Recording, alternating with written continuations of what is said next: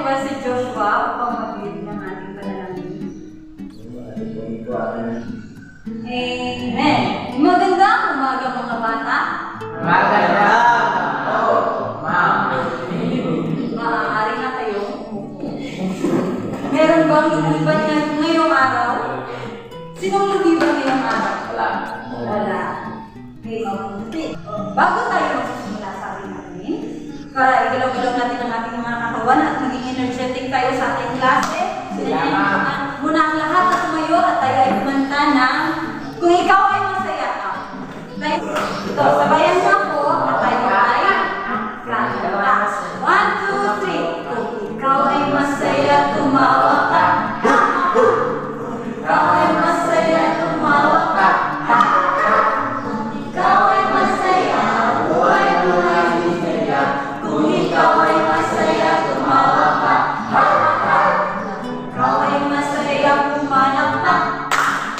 Kung ikaw ay masaya, pumalakpak. Kung ikaw ay masaya, buhay mo ay sisigla. Kung ikaw ay masaya, gawin lahat. Ha ha ha! Himbot! Okay, palakpakan natin. Nag-enjoy ba kayo sa ating kinanta?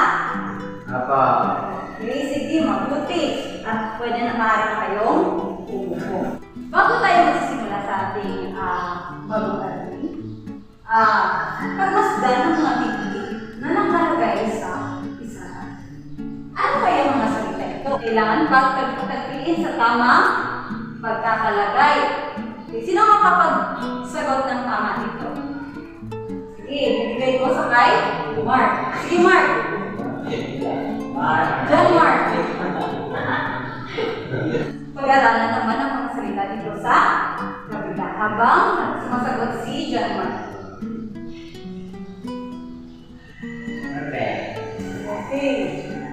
Tama ba ang isagot ni John Mark? Basahin niya. Unitary. Magaling. Palakpakan natin si John Mark. So, ang salitang naibigay dito ay unitary.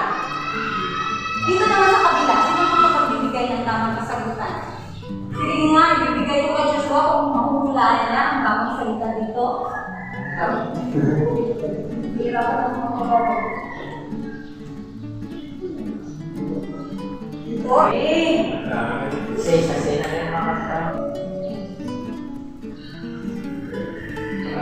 Tingnan natin kung tama ba ang pagkahanap ng mga salita. Ano mga salita? STR. Ito ba ang STR? Basahin niya?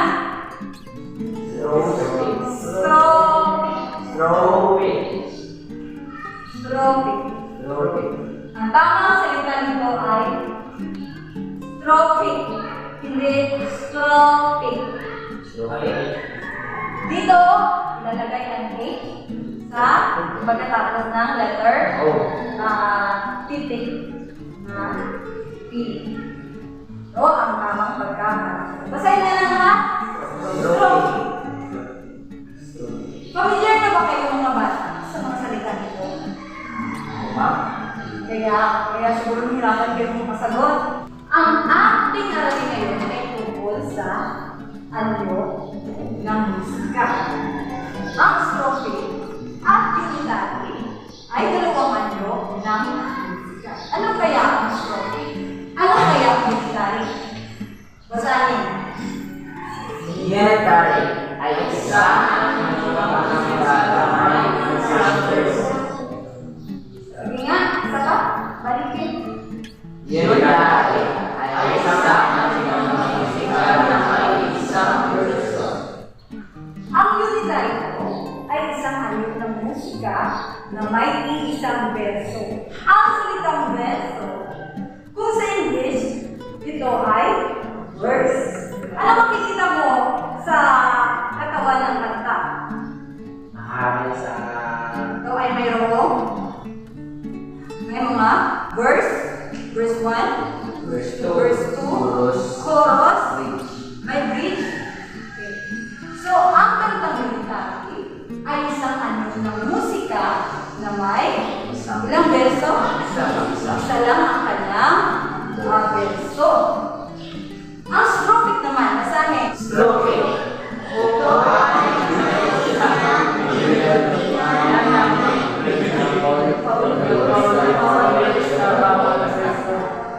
Ulitin nga. Strophic.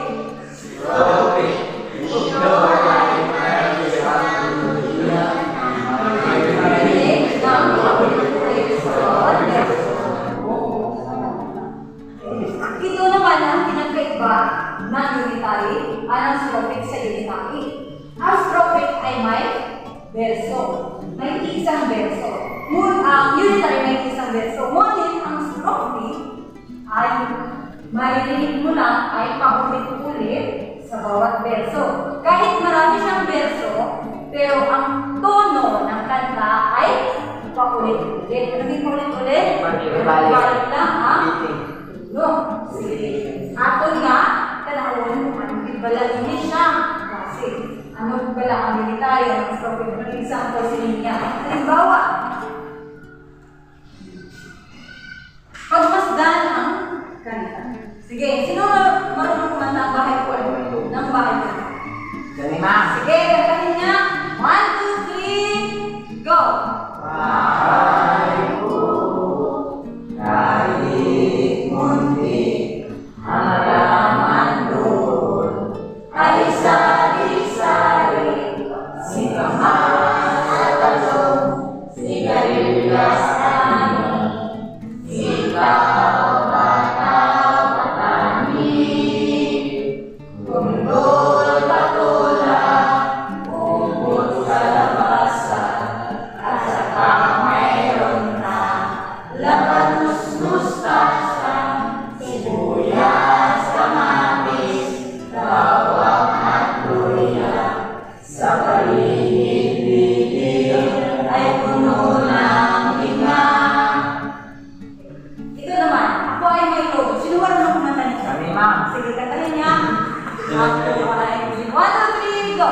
Ako ay may lugo, lumipad sa langit, di ko na nakita, pumutok na pala, sayang ang pera ko, pambili ng lugo, upakain sana, nabusog pa ako.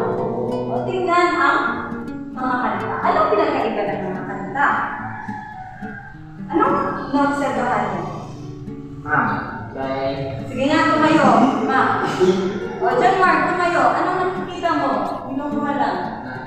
Sige. nakita ko, ma'am, sa tunay, ma'am. Ang tuno. Anong tuno ng bahay kubo? Sige. Anong tuno? Anong na-obserbahan mo? Nalaman, ma'am, balik-balik, tapos, Balik-balik ang kanyang tuno. tuno. May tiyaas, may dugo. Sige. Ako po sa Ito naman sa bahay mo. Ay may logo. Anong pinagkaiba? ang iya kay Ma'am. Wala mo siya, ma'am.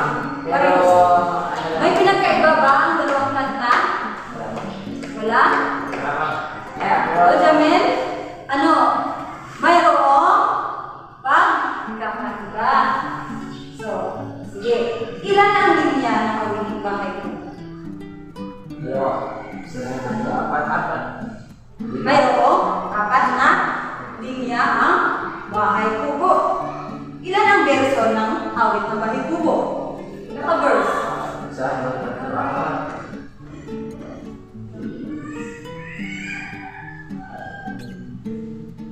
Ilan? Ay, may?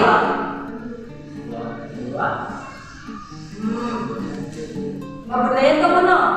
Mabudlayan ka mo, kay tungod, palarihas lang ang iyang tumo.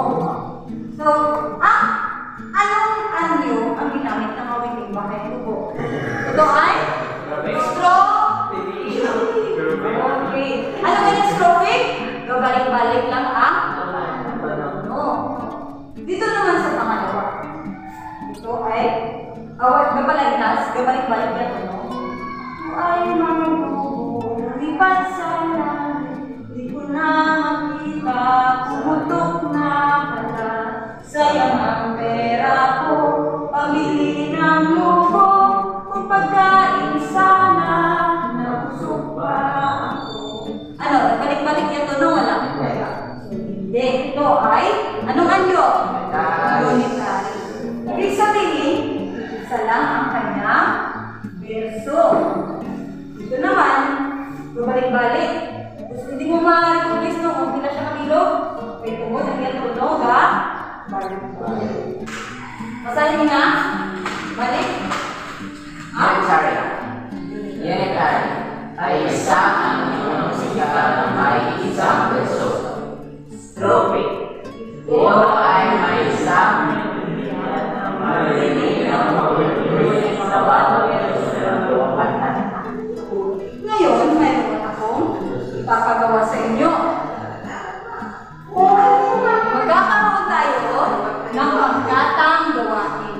Hatiin ko kayo sa dalawa. Mula dito kay Eman, natungo kay Januar, ay ang unang grupo, unang pangkat. At ito naman kay Shane, papunta kay Jamil, ay ang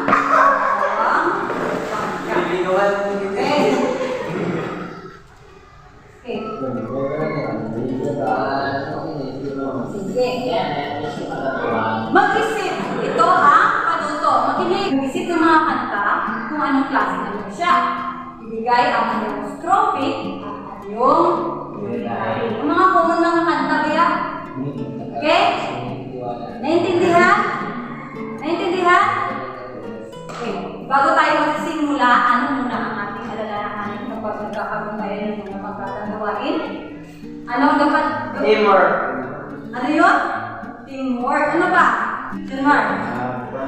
Participate. Ha? Ha? Hindi mag-ako daw. Okay, proceed. Tapos na ba mga bata? Tapos na? Okay. Pumunta na kayo dito at mas kilala nyo mga natapos yung mga gawin.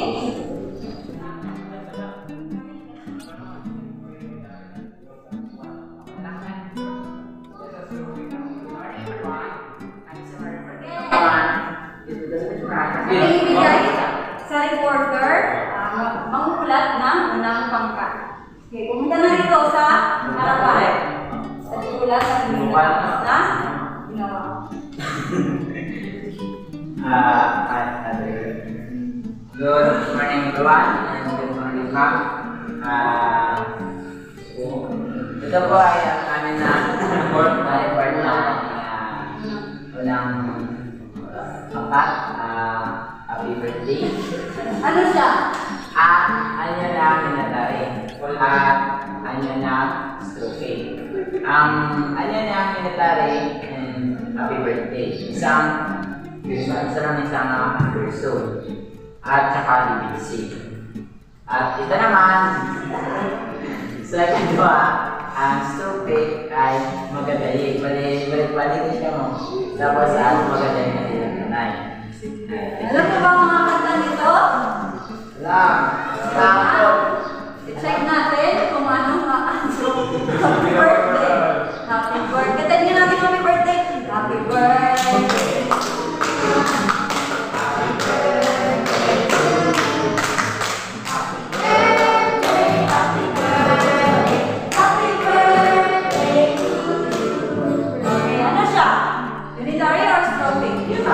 Unitary, right? Isa lang ang iyang so, nagbalik-balik.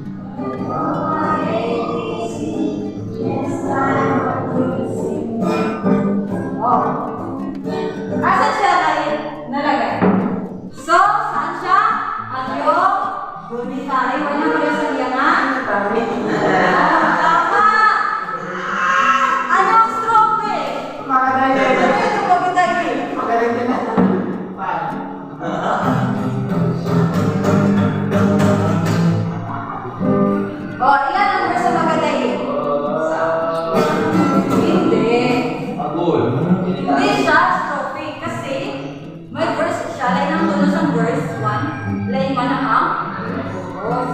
Ang strophic is ang verse niya, ang chorus, daw palarigas lang. So, balik-balik. Okay, wrong. Yay! Okay, may wrong sila. Pagkain natin ang danay. Anong strophic? Ano gani ang anong strophic? May isa? Hindi. Stadium. Strophic. Ibalik-balik siya. Ibalik-balik yung mga kanta. Chorus. Mayroong dalawang check ang unang grupo. Palakakanta niya ang mga sila. Kaya ang pangalawang grupo, sinong gusto makapagpulat? Sige, Shane. Para sa kayo, maganda umaga.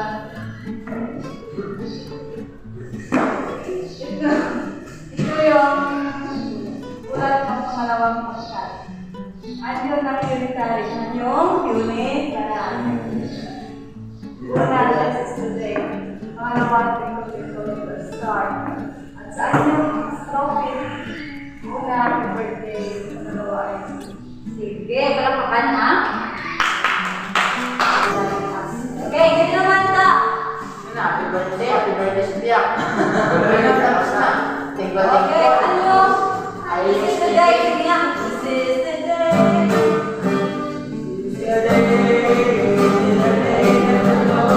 Oh, dito siya nabilong sa strophic.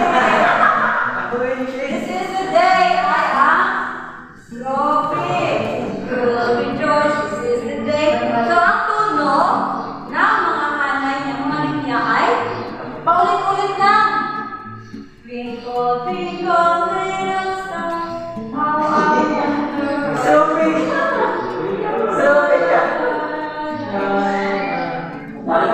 Hindi, wala sila ng parehas. Na na na na na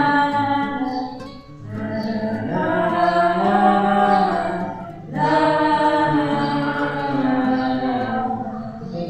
Pwede ko ba sa kagad ng buwang ina nga? Check!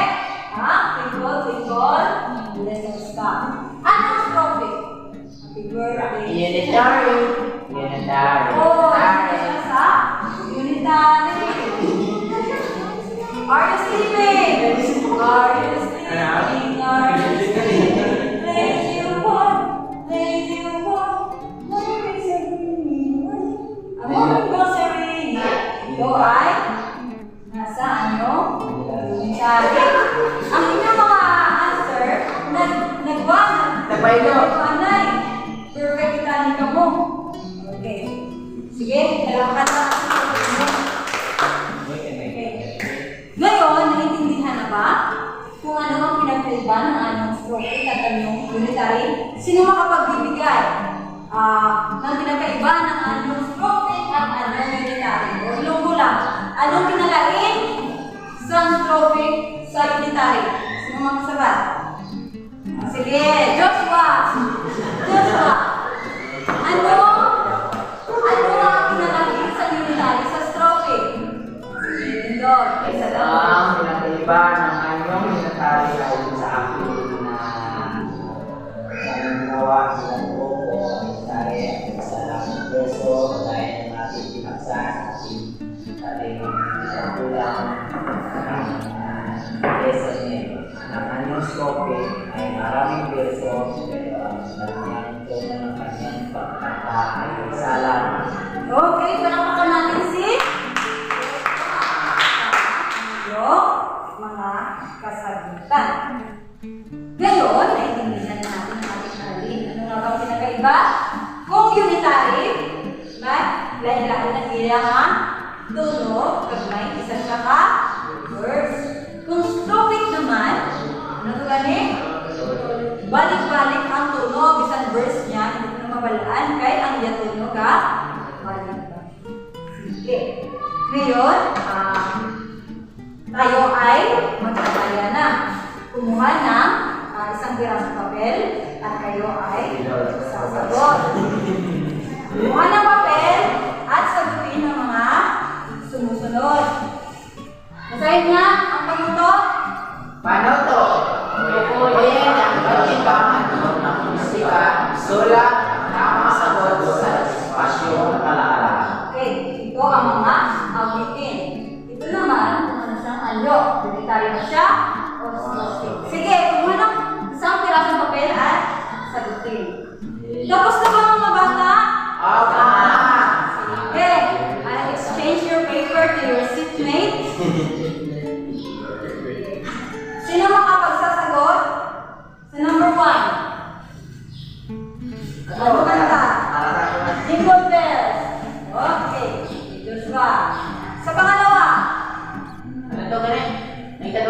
Are you sleeping? Oh, sige. Sino?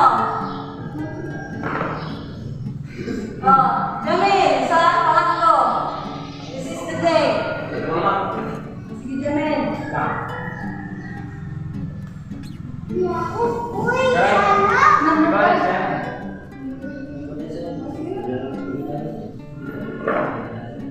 This is the day.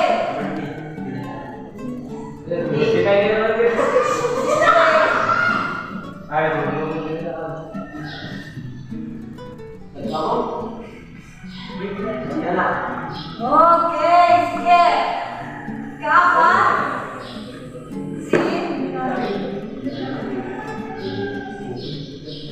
Twinkle, little star. Okay, hatakan mo muna na.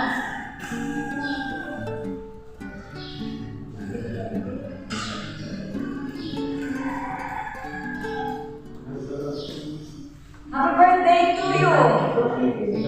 Sing! Okay. Sing!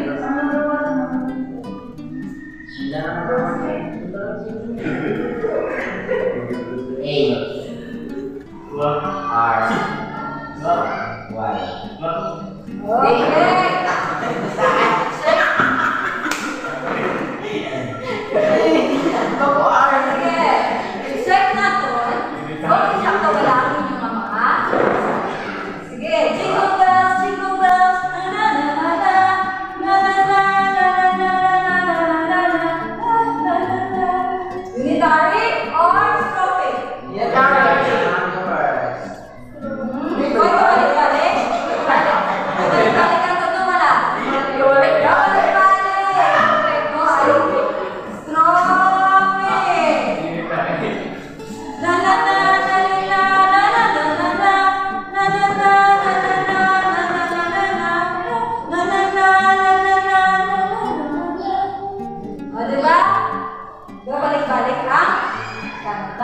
Are you sleeping? Are you sleeping? Malawa. Na na na na na na na na.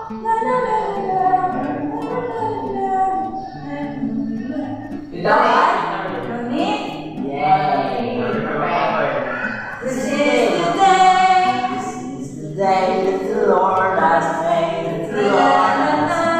Ito ay strophic. Twinkle, twinkle, little star, how wonderful ito ay Eugene. Harry. Happy birthday to you. Happy birthday.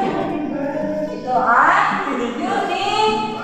Ngayon, palakasan natin ang inyong mga sagutan dahil isa lang ang inyong mga mistake. Ano ito galing kinakalain? Isang unitary ka? Strophic? Sige, si Iman naman. Sige, lungguhan. Anong kinakalain sa unitary sa strophic?